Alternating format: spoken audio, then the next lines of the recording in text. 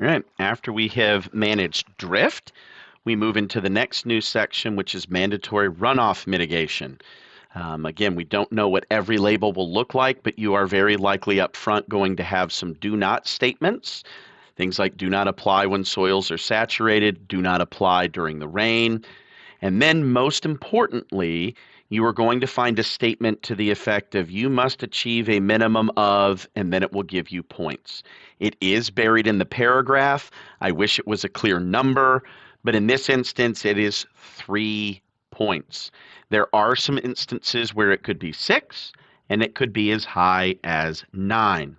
And now what it tells you to do is go to a website to figure out your mitigation options. Okay. So from there, you would make some decisions. And we will go to that website and actually use one of the tools that they have there in another video. But for this, I want to orient you as to what it's telling you. So you're going to have your general do not statements. Then you're going to get the number of points you have to achieve. And then it's going to give you some ways that you could avoid having to get points at all. So if you fit into any of the prescribed places where you don't have to do it, you would be exempt.